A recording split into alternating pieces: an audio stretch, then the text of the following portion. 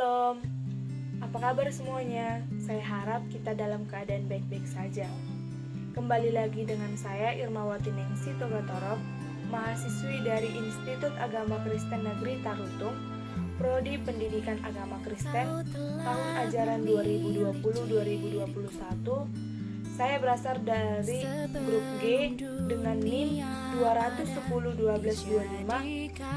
Adapun tujuan saya membuat video ini yaitu untuk memenuhi tugas dari Ibu Grace Sihombing mata kuliah Dasar-Dasar Pendidikan. Di sini saya akan menjelaskan mengenai tujuan pendidikan dan sistem pendidikan nasional. Yang pertama, kita harus mengetahui apa itu arti dari pendidikan. Pendidikan itu sendiri adalah sesuatu yang sadar atau disengaja dilakukan. Ini berarti pendidikan itu mempunyai arti dan mempunyai tujuan untuk mencapai sesuatu yang diinginkan dari pendidikan tersebut. Tujuan pendidikan ini juga dibagi menjadi dua, yaitu tujuan pendidikan berdasarkan domain kemam manusia dan berdasarkan urutan hierarkis. Yang pertama, tujuan pendidikan berdasarkan domain kemampuan atau perilaku manusia menurut Bloom. Dalam konteks pendidikan, Bloom telah merinci perilaku manusia dengan sistematika disusun secara meningkat dalam rangka mengembangkan perangkat-perangkat tujuan pendidikan yang berorientasi pada perilaku yang dapat diamati dan dapat diukur secara ilmiah. Secara garis besar taksonomi perilaku menurut Bloom yaitu dibagi menjadi 3 bagian. Yang pertama kognitif, afektif, dan konatif. Yang pertama secara kognitif dibagi menjadi 6 bagian: pengetahuan, pemahaman, penerapan, analisis, pemaduan, dan evaluasi. Secara afektif dibagi menjadi 5 bagian. Yang pertama penerimaan, kedua sambutan, ketiga penghargaan, keempat pengorganisasian, dan yang kelima karakterisasi. Dan yang terakhir secara konatif dibagi menjadi 4 bagian. Yang pertama gerakan jasmani biasa, gerakan indah, komunikasi nonverbal, dan yang terakhir yaitu perilaku verbal.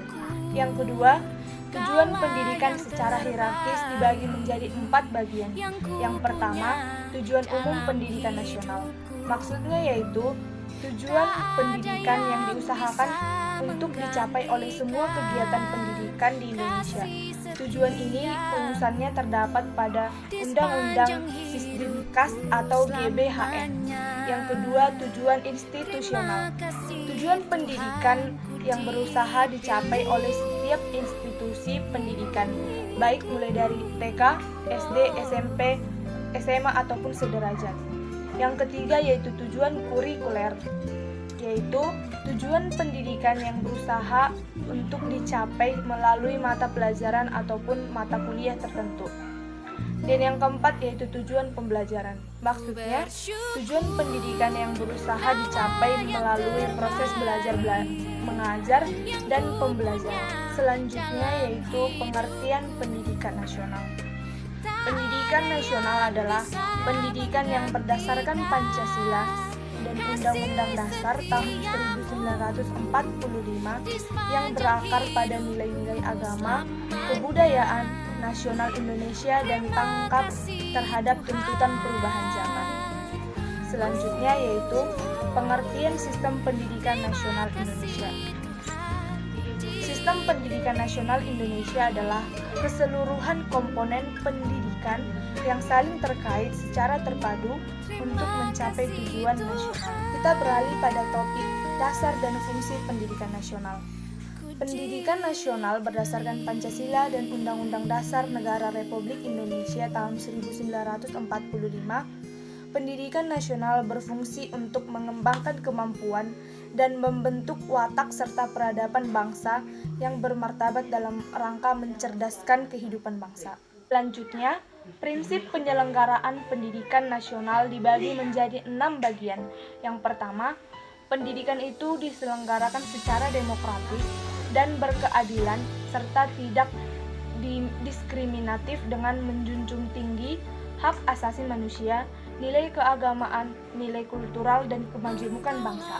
Yang kedua yaitu pendidikan diselenggarakan sebagai satu kesatuan yang sistemik dengan sistem terbuka yang multi makna.